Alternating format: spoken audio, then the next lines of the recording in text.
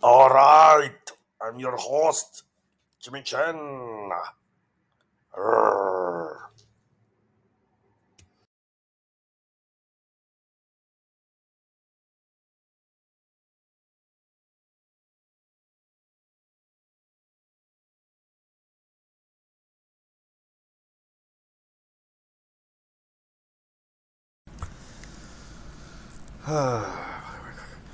Hello, I'm Jimmy Chen, your friendly neighborhood Holy Bible explainer.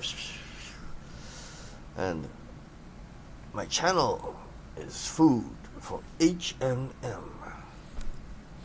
We are reading Job 29. No, wait a minute. Yes, we are reading Job 29. Job's final defense. He had the final word, and now he has. There was a interlude, and it is a entire chapter on wisdom. Remember, Proverbs is full of wisdom, but here in Job, try to remember, or no, this is no, or remember.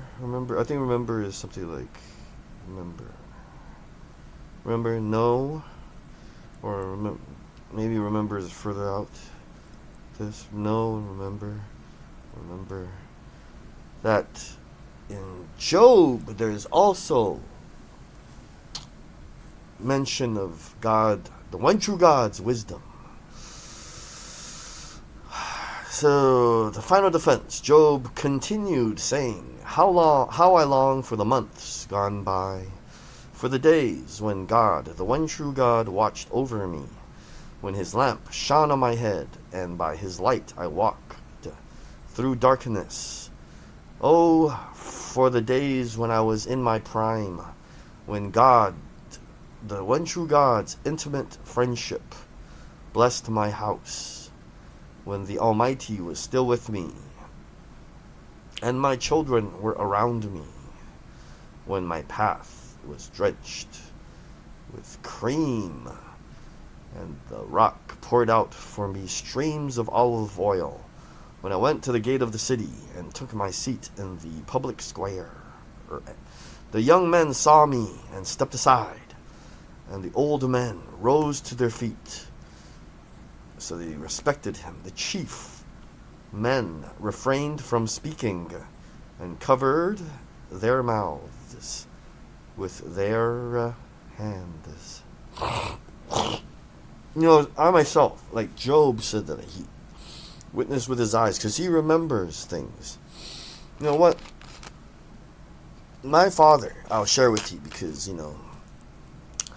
we are friends now. The Lord Jesus said to his apostles, you are now my friends. Because he's a normal person. He's fully God and fully human. He had a father and a mother. This is the Son of God, the Creator of, the most blessed Holy Trinity, Father, Son, the Son of God, and the Holy Spirit. This is the one true God himself, God, the Creator God himself. He's fully God. He never changed. He was always, when he was walking the earth as Jesus Christ, Yeshua Messiah, or Yeshua ben Joseph, right? Joseph, son of the carpenter. He was always the one true God. He just limited himself. He didn't want to show you all his powers because you'd be like, don't be like, He doesn't want you to be that afraid of him because I just know he was a big person. Big, like a bodybuilder, like Hulk. He looked like the Hulk, And if he showed you all these powers, like he can, stronger than Doctor Strange and Dr. Fate put together, then you would be too afraid to go near to him. And there's a song like "Draw Me Close to You." He wants to draw you closer to him because he loves you. He wants to hug you, and smile at you, and talk to you. You don't have to be afraid. He'll spit in your face. But my story is, I also witnessed, because I was in a car accident, almost died.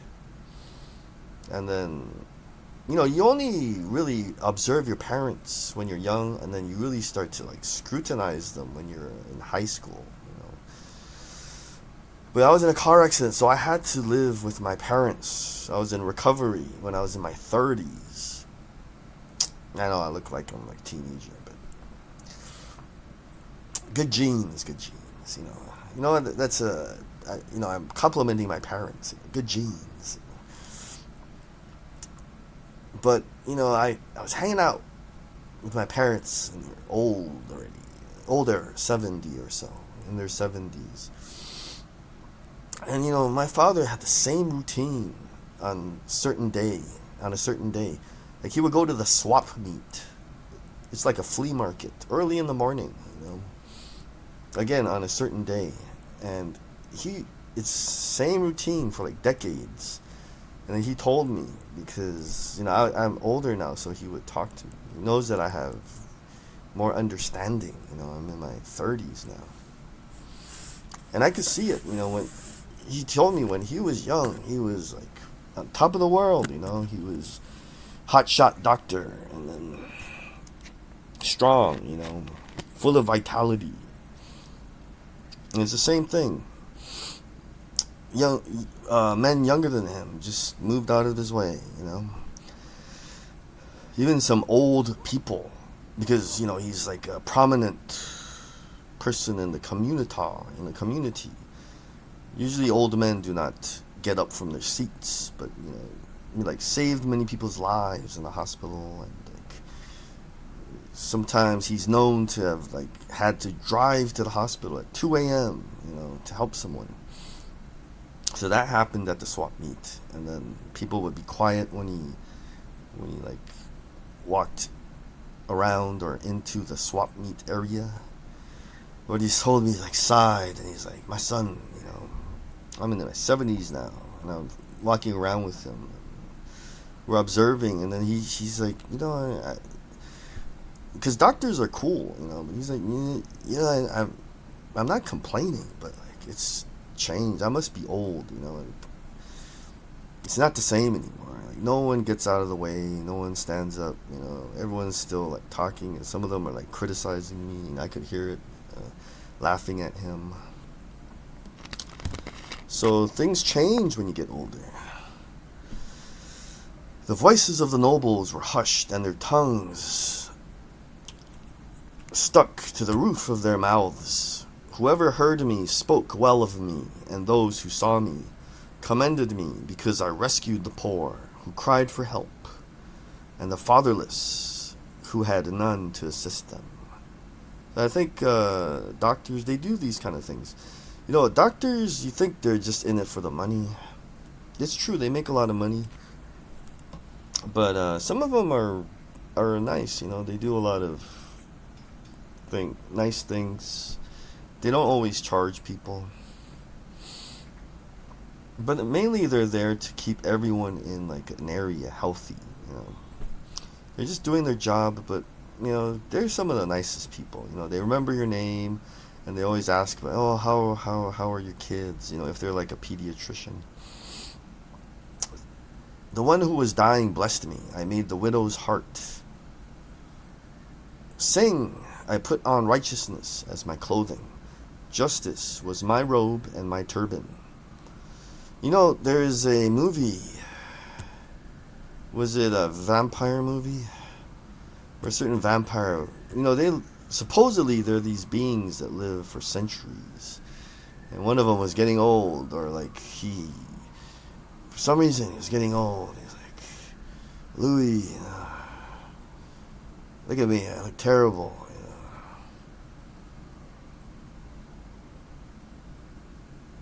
I remember, when I was in a different state, like at this time, not too long ago, man, I was strong.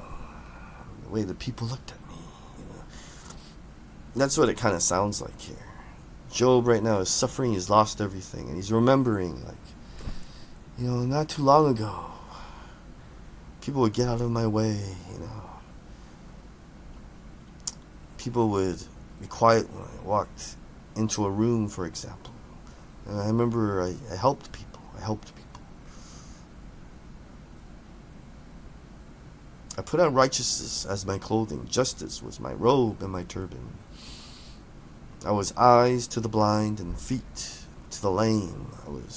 He's like remembering, like now I'm so skinny, starving. Look at my skin, I don't even have a bed to lay in. I think I'm dying, God. I'm true God, I'm dying.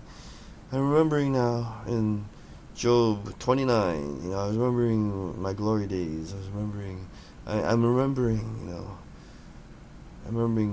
trying to remember when I was a better person. I was a father to the needy. I took up the case of the stranger. I broke the fangs of the wicked and snatched the victims from their teeth. I thought, I will die in my own house. My days as numerous as the grains of sand. My roots will reach to the water, and the dew will lie all night on my branches. My glory will not fade. The bow or bow will be ever new in my hand. People listened to me expectantly, waiting in silence for my counsel. After I had spoken, they spoke no more. My words fell gently on their ears. They waited for me as for showers, and drank in my words as the spring rain. When I smiled at them, they scarcely believed it. The light of my face was precious to them. The meaning of the Hebrew for this clause is uncertain.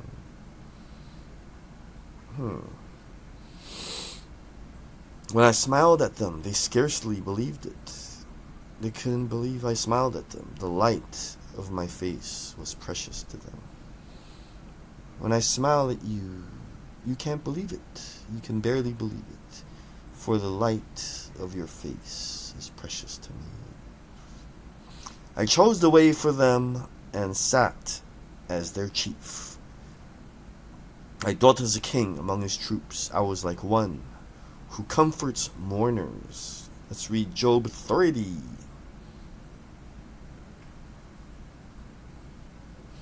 But now they mock me, men younger than I, whose fathers I would have disdained, to put with my sheepdogs. As a shepherd, not to put with dogs, dog persons.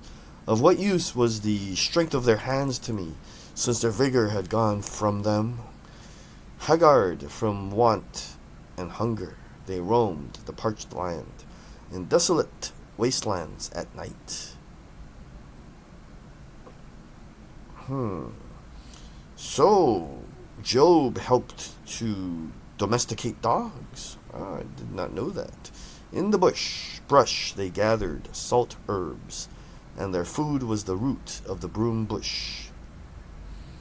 So, dog persons, their ancestors, used to roam around the desert, and they would eat herbs.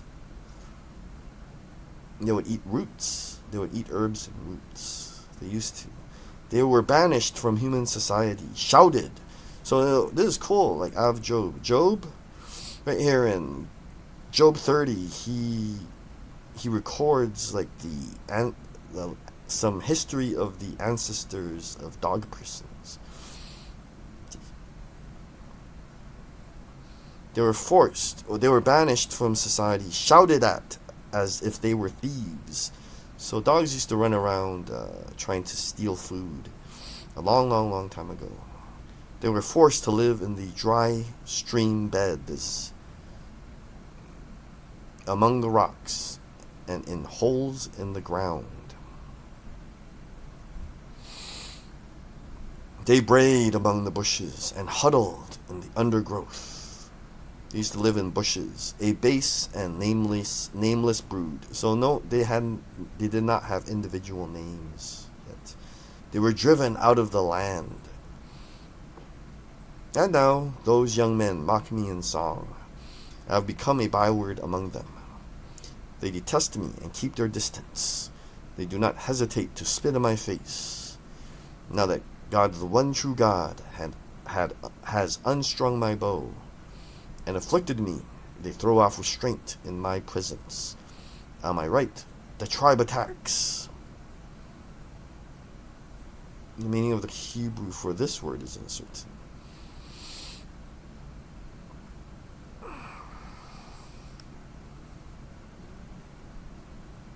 They lay snares for my feet. They build their siege ramps against me. They break up my road. They succeed in destroying me. No one can help him, they say. They advanced as through a gaping breach. Amid the ruins they come rolling in. Terror overwhelms me. My dignity is driven away as by the wind. My safety vanishes like a cloud. And now my life ebbs away. Days of suffering grip me. Night pierces my bones. My gnawing pains never rest.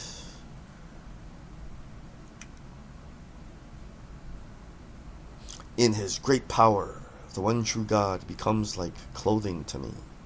He binds me like the neck of my garment. He throws me into the mud, and I am reduced to dust and ashes.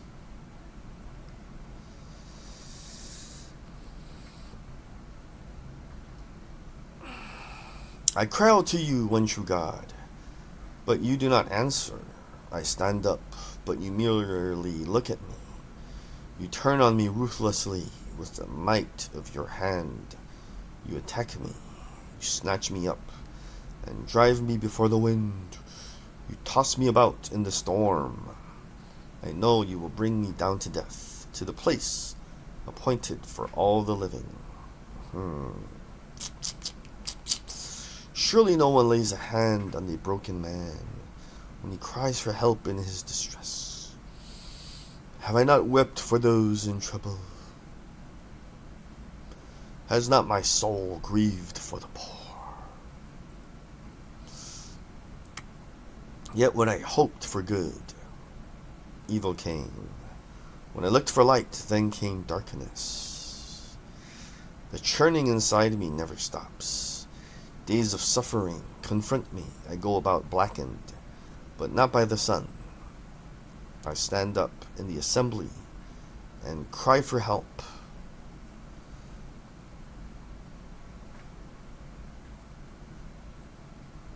I have become a brother of jackals, a companion of owls. My skin grows black and peels. My body burns with fever. My lyre is tuned to mourning, and my pipe to the sound of wailing.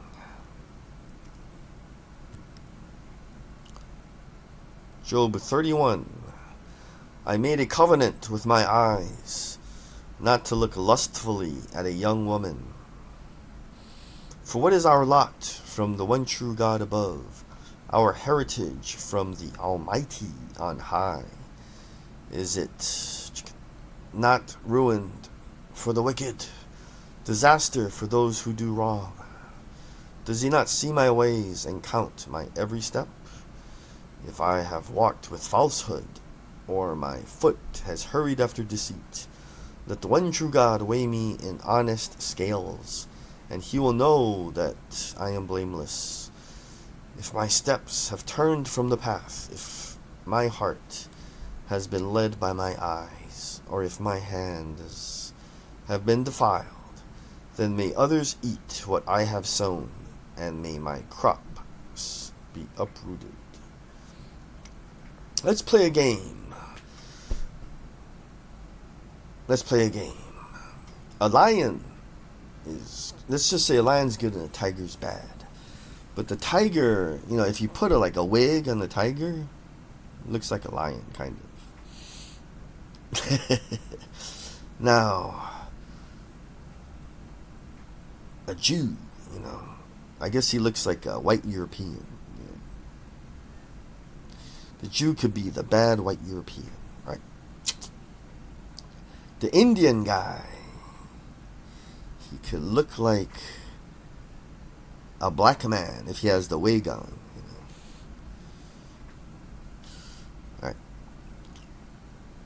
Now, the Thai person, I guess he could look like any Asian person.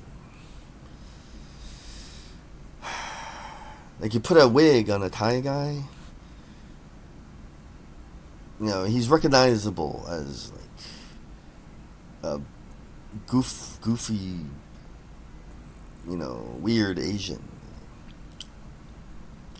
And then Hispanic person, you put a wig on him, I guess he could look like, and you trim some hair off, he could look like a Middle Eastern guy. You put the wig on the Hispanic person, right? And then you cut it a little, so it's like wavy, and you tape a big fake beard on him, beard him. He could be a phony, counterfeit Middle Eastern guy, white European, black guy, Asian, Middle Eastern. Yeah, it's like the history of America.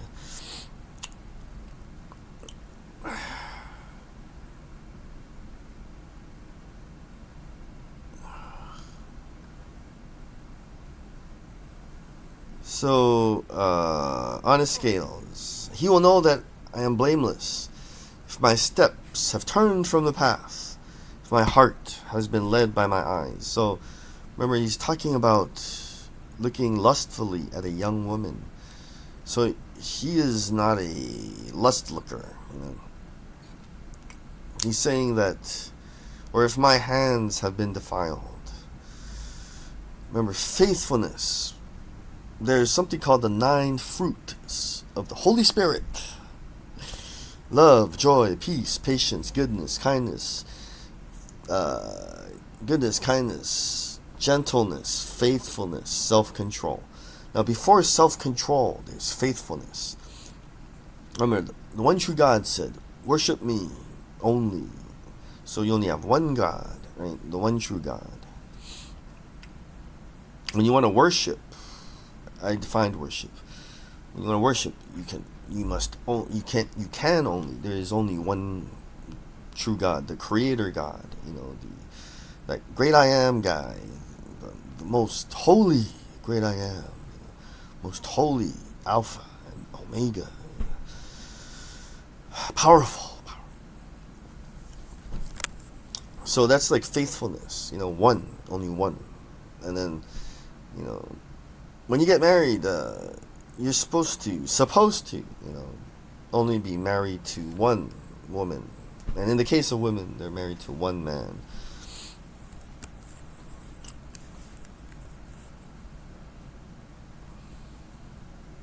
So the super secret is the first verse. He's talking about this like faithfulness, because when you look lustfully, and I want a second one, like in the Old Testament, you might have heard these Jews, they kept chasing after, like false gods, like a hoe,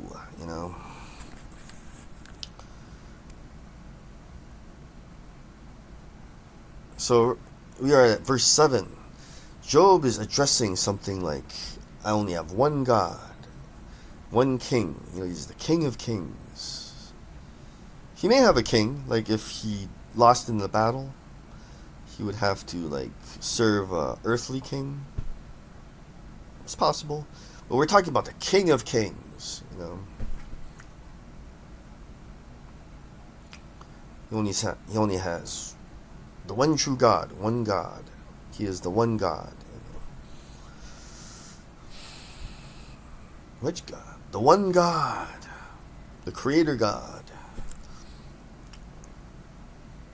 Only has one king, the King of Kings, who again is the one true God, or Catholic people call him the one triune God. And he only has one wife. Doesn't need another. He doesn't need another one true God. He doesn't need another King of Kings. And he doesn't need another wife.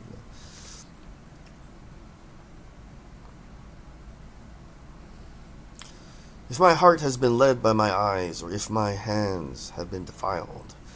Then may others eat what I have sown, and may my crops be uprooted. If my heart has been enticed by a woman, or if I have lurked at my neighbor's door, then may my wife grind another man's grain, and may other men sleep with her. For what would have been wicked, a sin to be judged, it is a fire that burns to destruction. It would have uprooted my harvest. Abaddon.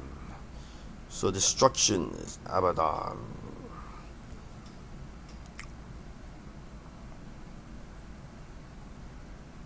That could be Abaddon. There's Batman, right? I'm Batman.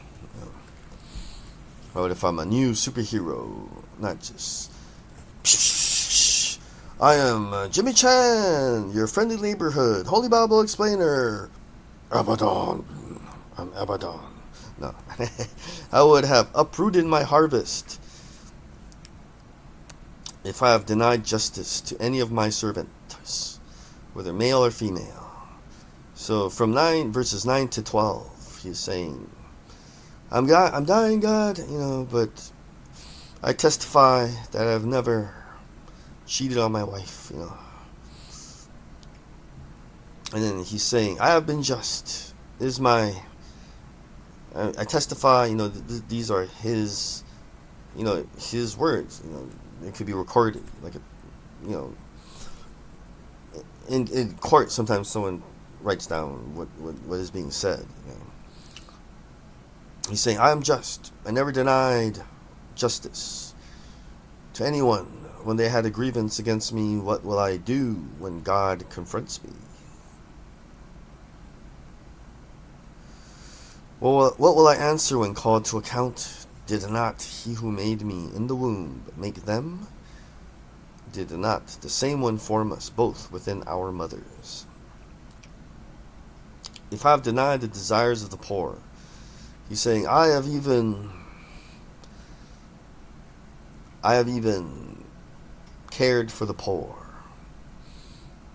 King Solomon, remember, earlier video, he said, eat, drink, and be merry, and do good, the rest for all the days of your life.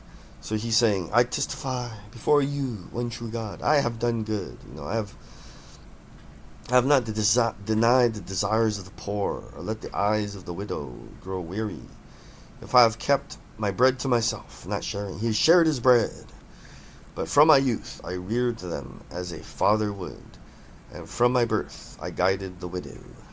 If I have seen anyone perishing for lack of clothing, or the needy without garments, and their hearts did not bless me, for warming them with the fleece from my sheep, if I have raised my hand against the fatherless, knowing that I had influence in court, then let my arm fall from the shoulder, let it be broken off at the joint, for I dreaded destruction from the one true God, and for fear of his splendor I could not do such things. If I have put my trust in gold, so he said something about trust. He's testifying, one true God, I have always trusted in you, not in money, or gold. If I have ever said to pure gold, you are my security. If I have rejoiced over my great wealth, the fortune my hands had gained. If I have regarded the sun in its radiance, or the moon moving in splendor, so that my heart was secretly enticed, and my hand offered them a kiss of homage, then these also would be sins to be judged, for I would have been unfaithful to the one true God on high. Let's think about that. The sun and the moon. Joseph, the prince of Egypt. Watch my earlier videos. He once had a dream. He dreamed dreams, prophetic dreams. He saw the sun, moon, and the stars, and he bowed to him. And it's like his father and mother were the sun and the moon, and then his brothers were the stars. And his brothers got angry. Will we bow to you? You're the youngest. So what happened? He became like Pharaoh.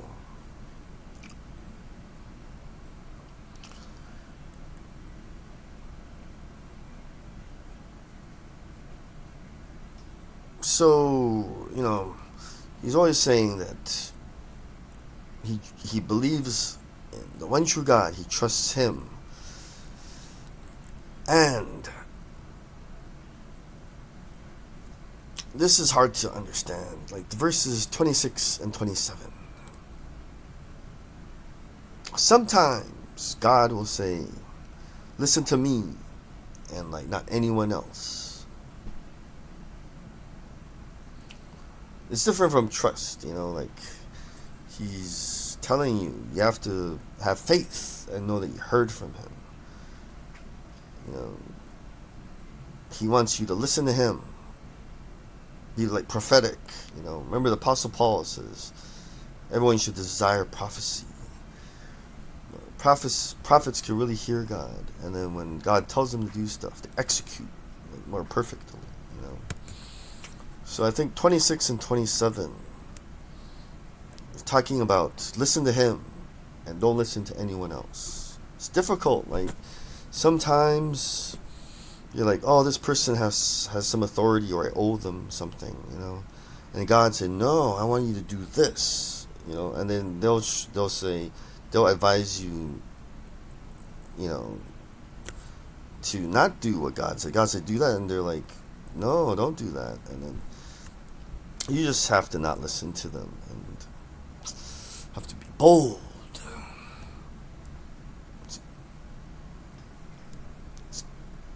The one true God.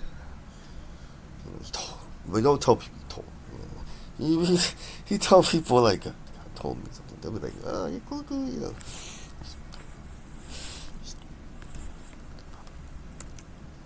So that my heart was secretly enticed. Okay. So verse 29, if I have rejoiced at my enemy's misfortune, or gloated over the trouble that came to him, I have not allowed my mouth to sin by invoking a curse against their life. So if I have rejoiced, okay, this is like, like be happy when other people are happy, and mostly if good people, if your friends are sad, then of course you're also sad. I have not allowed my mouth to sin by invoking a curse against their life. If those of my household have never said, who has not been filled with Job's meat? So he's never like unfair, and he always had a heart. But no stranger had to spend the night in the street, for my door was always open to the traveler.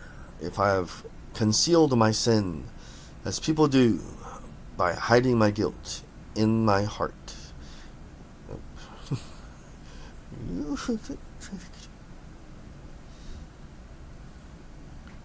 No, it said.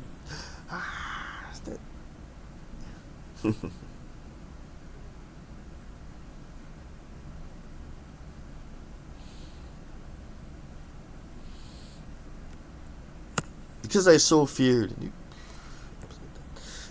the crowd, and so dreaded 17 million, so dreaded the contempt of the clans, that I kept silent and would not go outside.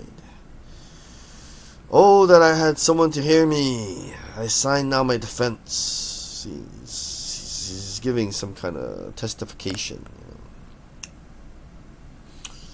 Let the Almighty answer me. Let my accuser put his indictment in writing. Surely I would wear it on my shoulder. I would put it on like a crown. I would give him an account of my every step. I would present it to him as to a ruler. If my land cries out against me, and all its furrows are wet with tears, if I have devoured its yield without payment, or broken the spirit of its tenants, then let briars come up instead of wheat, and stinkweed. They're stinkweeds. The Indian man is a stinkweed. They're the bad weed, they're like that cheap, with lots of stems, and seeds.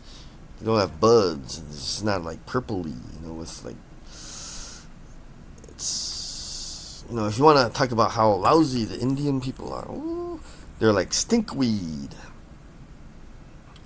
instead of barley.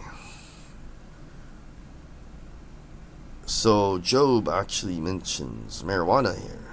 Job 31 verse 40.